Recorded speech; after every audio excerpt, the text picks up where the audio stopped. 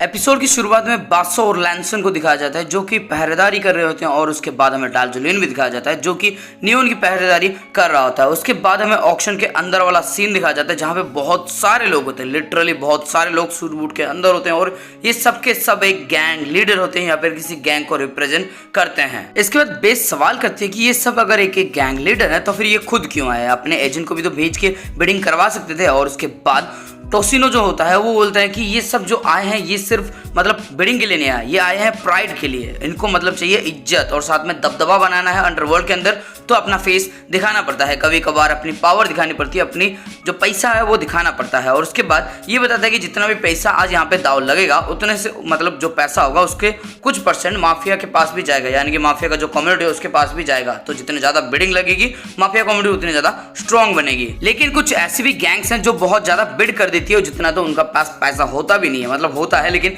बहुत कम होता है और उतना ही वो बिड कर देती है, जिसकी वजह से वो कंगाल भी हो जाती है। उसके बाद बेस बोलती है कि ऑक्शन का टाइम हो चुका है, हमें जाना होगा। और इसके बाद हमें ऑक्शन को देखते हैं और इतने सारे बंदे होते हैं, लगभग 500 से 700 बंदे यहाँ पे होते हैं। उसके बाद हम ऑक्शनर को देखते हैं और ये ऑक्शनर नहीं फैतान और फ्रैंकलिन होते हैं, यानी कि फैंटम ट्रूप के मेंबर्स होते हैं जो मतलब कुछ भी मतलब फॉर्मेलिटी क्या करना है बोलते हैं। और उसके बाद फ्रैंकलिन अपने अंगूठों को निकालता है और कुछ गोलियों जैसा निकालता है और उसके बाद ये गोलियों की बारिश करना शुरू कर देता है। और ये सिर्फ नॉर्मल कोई गोली नहीं होती, ये तो नैन की बुलेट्स होती हैं। और जिसके बाद होना क्या था, ये सब मतलब भुने जाते हैं, मतलब बहुत सारी गोलियां लगती है और लगभग सबके सब मारे जाते हैं। फ्रैंकलिन अपने इस मूव को डबल मशीन गन बोल रहे थे क्योंकि दोनों हाथों से ये गन की तरफ बुलेट्स को फायर कर रहा था। उसके बाद हम टोसिनो को देखते हैं जो इन सबको बैठने के लिए बोलता है और अपने जेब के अंदर से वही सब जो बैलून जैसा होता है ना वो निकालता है। और हम देखते हैं कि जो काले कोट वाले थे ना जिन्होंने पहले हमला किया था वो सब बाहर आ जाते हैं। और इसका ये जो मूव होता है इसका नाम होता है 11 ब्लैक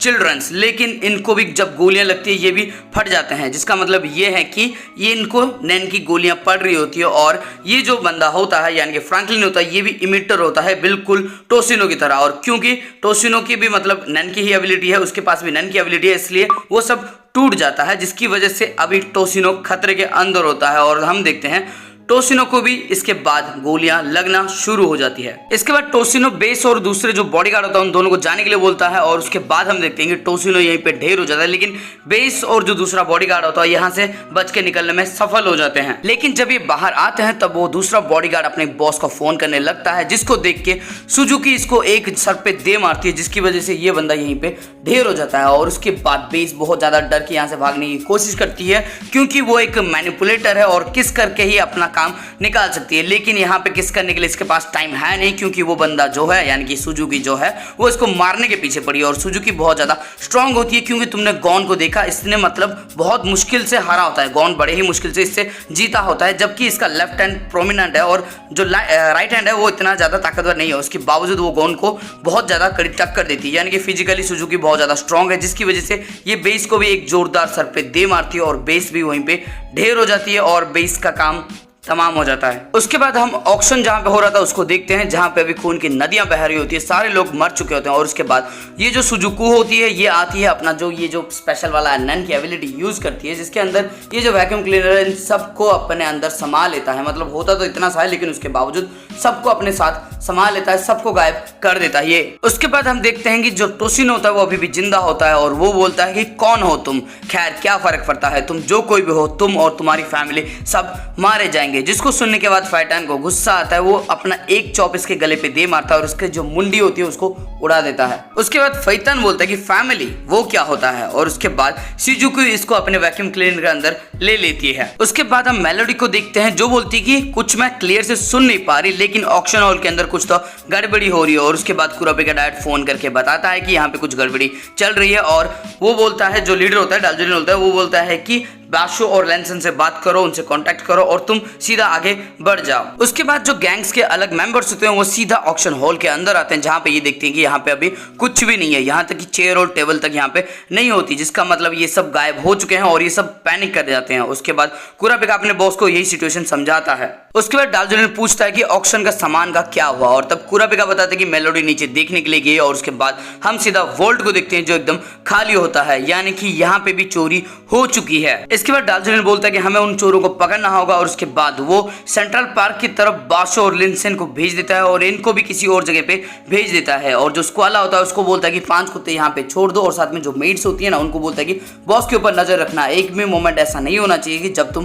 बॉस के साथ ना हो, और कुछ भी हो मुझे बताना। और उसके बाद ये यहाँ से निकल जाता है। उसके बाद हम जो अलग गैंग्स के मेंबर होते हैं उनको देखते हैं, उन्होंने बहुत सारे रोड्स को घेर रखा होता है, मतलब लिटरली हर रोड को घेर रखा होता है, लेकिन जाने का सिर्फ एक तरीका होता है, वो भी ऊपर से, आसमान के ऊपर से वो जा सकते हैं एयरक्राफ्ट लेके। इसके लिए ये बोलते हैं कि अगर कोई एयरक्राफ्ट दिखे तो उसको उड़ा दो। लेकिन तभी हम देखते हैं कि इनके ऊपर एक जो हॉट बैलून होता है ना वो उड़ के जा रहा होता है और उसके अंदर फैंटम ट्रूप के मेंबर्स होते हैं। लेकिन उसके बाद हमें पता चलता है कि फैंटम ट्रूप ने कुछ भी चोरी नहीं किया। जब ये चोरी करने के लिए गए थे तब वो जो था वो पूरा खाली था, यानी कि पहले से ही किसी ने चोरी कर ली थी। और उसके बाद उभोजिन जो होता है वो अपने बॉस से पूछता है कि बॉस क्या हमारे अंदर कोई धोखेबाज है, लेकिन उसका बॉस बोलता है कि नहीं, हमारे अंदर कोई धोखेबाज नहीं है, क्योंकि अगर जो भी हमसे धोखा देगा तो फिर वो सामान जाके बेचेगा किसको, माफिया से लूट के माफिया को तो बेच नहीं सकता, और हमारे से धोखे करके हमसे तो बेचेगा नहीं, तो इसलिए हमारे अंदर कोई भी है नहीं है। उसके बाद क्लोरो बोलता है कि अगर उनको पहले से इन्फॉर्मेशन मिली होती कि हम अटैक करने वाले हैं तो वो जरूर A क्लास बाउंड्री को रखते, अपनी सिक्योरिटी को बढ़ाते, लेकिन उन्होंने कुछ भी नहीं किया। उल्टा यहाँ पे तो मतलब उन्होंने अपना जो आर्म्स होते हैं ना, यानी कि जो हथियार होते हैं, इसका इस्तेमाल भी बंद कर रखा था, जिसका मतलब ये है कि उनको कुछ नहीं पता था। लेकिन जो हमारे माफिया के लीडर्स हैं शायद उनका कोई हाथ हो सकता है। उसके बाद क्लोरो पूछता है तुमने ऑक्शनर से ठीक से पूछा था, और ये बताते हैं कि हाँ हमने पूछा था, क्योंकि उसको फीतन ने इतना ज्यादा टॉर्चर किया कि वो झूठ बोल ही नहीं सकता था, और उससे कुछ इन्फॉर्मेशन मिली होती है, जैसे कि ये जो पूरी दुनिया है, इस पूरी दुनिया की जो माफिया है उनमें से 10 ऐसे बड़े लोग हैं जो पूरा माफिया को कंट्रोल करते हैं, और इनको कहा जाता है 10 डॉन। और इन 10 डॉन के पास कुछ मतलब ऐसे बंदे हैं जो बहुत ज्यादा ताकतवर हैं, जिनको कहा जाता है द शैडो बीस्ट, और ये शैडो बीस्ट बहुत ज्यादा ताकतवर है, और शायद शैडो बीस्ट की मदद से ही वो सामान को कहीं और जगह पे लेके गया होगा। उसके बाद क्लोरो बोलता है कि अगर शैडो बीस्ट पहरेदारी नहीं कर रहे थे तो फिर उनको नहीं पता था कि हम हमला करने वाले हैं, लेकिन उसके बावजूद उन्होंने मर्चेंडाइज को कैसे मूव किया होगा। उसके बाद उभोजिन को कुछ इन्फॉर्मेशन मिली होती है जिसके मुताबिक एक ऐसा बंदा है जो कि शैडो बीस्ट का एक मेंबर है, और वो एक बार मतलब ऑक्शन जहां पे हो रहा था, मतलब जहां पे ऑक्शन का सामान था उसके अंदर गया और खाली हाथ बाहर निकला। लेकिन जब वो बाहर निकला उसके बाद कोई भी ऑक्शन का सामान वहां पे था नहीं, वो ऑक्शन का सामान एकदम खाली था। तो शायद ये वाला बंदा वो हो सकता है, और इसका नाम होता है आउल। उसके बाद क्लोरो बोलता है कि शायद उसके पास भी शिजुकी की तरह ताकत होंगे, और उसके बाद वो बोलता है कि 500 बंदे गायब हो चुके हैं, जिसका मतलब ये है कि उन सबको भी पता है कि अभी नन यूजर से फाइट होने वाला है, तो हम इसको थोड़ा सा भी लूज नहीं कर सकते। और इसके बाद ये बोलता है कि तुम्हारा टाइम आ चुका है। उसके बाद हम देखते हैं जो हॉट एयर बैलून होता है वो जानबूझ के अपना डायरेक्शन चेंज करता है और इनकी नजरों में आ जाता है, और उसके बाद ये एक जगह पे जाके उतरता है, और उसके पीछे जितने भी जो गैंग के मेंबर थे सब इसके पीछे एक साथ लग जाते हैं। उसके बाद ये जो गैंग मेंबर्स होते हैं ये कांटेक्ट करते हैं 10 मेंबर से, और उनको बोलते हैं कि हमें शैडो बीस्ट की मदद चाहिए। उसके बाद कुरापिका और उसकी टीम को भी पता चल जाता है कि ये सब कहां पे जा रहे हैं, तो ये सब भी वहीं पे बनने लगते हैं। और उसके बाद हम देखते हैं इनका जो बैलून होता है, यानी कि फैंटम ट्रूप का बैलून, वो नीचे उतर चुका होता है। वो सब मतलब एक पहाड़ के ऊपर खड़े होते हैं, और नीचे उनके बहुत सारे बंदे होते हैं जो इनको नीचे उतरने के बोलते हैं और फाइट लेने के लिए बोल रहे होते हैं। और उसके बाद हम देखते हैं उभोजिन बोलता है कि मैं जाएगा फाइट करने के लिए। उसके बाद हम देखते हैं उभोजिन नीचे आता है, और नीचे जैसे आता है एक बंदा इनमें से आता है, इसके मुंह के ऊपर सीधा गोली रखता है और बोलता है कि तुमने हमारे गेस्ट को किडनैप किया, और ये बोलता है कि हाँ मैंने ही किया। और उसके बाद ये पूछता है कि तुम्हारा लीडर कौन है, लेकिन उभोजिन कुछ नहीं बोलता, जिसके बाद ये सीधा गोली चला देता है और वो थोड़ा सा पीछे जाता है। और जब ये वापस आता है तब देखते हैं कि इसने उस गोली को अपने दांत के बल से पकड़ लिया होता है। उसके बाद ये एक जोरदार थप्पड़ इसको लगाता है, जिसकी वजह से इसकी गर्दन टूट जाती है और ये यहीं पे मर जाता है। और उसके बाद जो होता है वो सिर्फ उभोजिन ही कर सकता है और कोई नहीं कर सकता। उसके बाद हम उभोजिन को देखते हैं जो बहुत ज्यादा खुश होता है और खुश होकर इन सबको मार रहा होता है, और इतने सारे बंदे होते हैं ये सबको अपने हाथों से ही मार देता है। और इसने तो अपनी मतलब अभी तक नैन की कोई एबिलिटी यूज ही नहीं की होती, बिना नैन की एबिलिटी से ये सिर्फ अपने हाथों से इतने सबको मार देता है कि वहां पे तो सिर्फ लाशें ही लाशें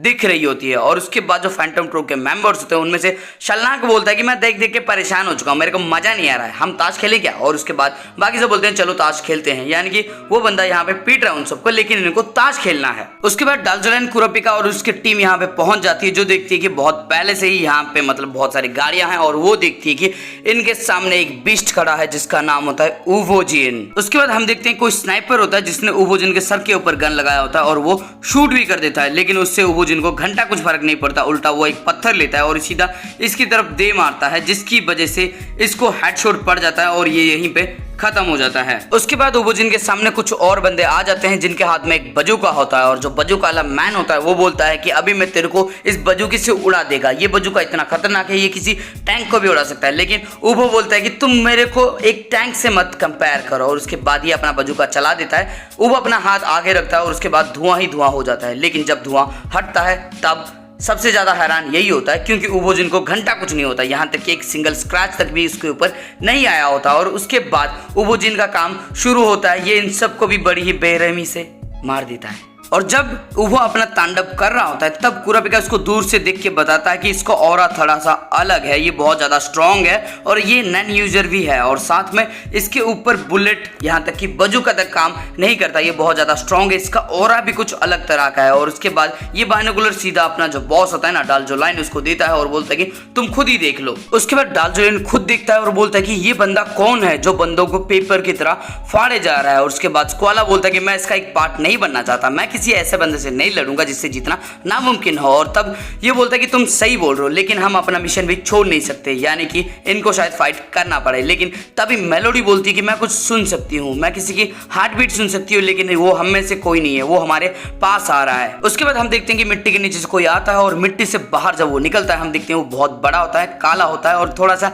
अजीब दिख रहा होता है। और वो अपना नाम वॉर्म बताता है और बताता है कि वो एक बीस्ट है, मतलब शैडो बीस्ट का एक मेंबर है। और उसके बाद ये पूछता है कि तुम किस फैमिली से आते हो, और तब ये बताते हैं कि ये बॉडीगार्ड्स है नोस्ट्राड फैमिली के। उसके बाद वॉर्न बोलता है कि शायद तुम नैन यूज कर सकते हो। और उसके बाद पीछे से कोई बंदा बोलता है कि लेकिन उसके बावजूद तुम उनसे फाइट नहीं लग सकते, वो सब बहुत ज्यादा खतरनाक है, वो किसी को इस तरह से मारते हैं जैसे कि सांस ले रहे हो। उसके बाद एक और बंदा की आवाज आती है जो बोलती है कि वो सब प्रोफेशनल किलर्स हैं। और आखिरी में एक और बंदा हमें दिखाया जाता है जो बोलता है कि तुम इस सब से दूर रहो, हमें फाइट लेने दो और तुम चुपचाप फाइट को एंजॉय करो। इसके बाद ये अपना नाम बताते हैं, जिनमें से जो राइट में है जिसके दांत बहुत ज्यादा तेज है उसका नाम होता है रैबिट डॉग, और जो लेफ्ट की तरफ होता है उसका नाम है लीच, और जो बीच में जो बंदा होता है उसका नाम होता है पोर्क्यूपाइन, और जो अजीब वाला बंदा है उसका नाम तो वॉर्म है, तुम जानते ही हो। और इसी के साथ ये सब फाइट लेने के लिए चले जाते हैं और यहाँ पे एपिसोड खत्म हो जाता है। लेकिन कुरापिका को अभी तक नहीं पता होता कि यही फैंटम ट्रूप्स हैं। तो दोस्तों इस वीडियो के अंदर आपको कुछ भी अच्छा लगा है, फिर मजा आया ना, तो वीडियो को लाइक कर देना, कमेंट करके अपना फेवरेट पार्ट बता देना, और साथ में ये जो चैनल है इसको सब्सक्राइब कर देना अगर नहीं किया है। तो अगर कर रखा है तो फिर थैंक यू, और साथ में अपने दोस्तों के साथ शेयर कर देना, और जो बेल का आइकन है उसको ऑल पे सेट कर देना, क्योंकि सबकी घंटी बज रही है, अपनी भी बज जानी चाहिए। तो एकदम जोरों से बजा दो, एकदम टन करके आवाज आ जानी चाहिए।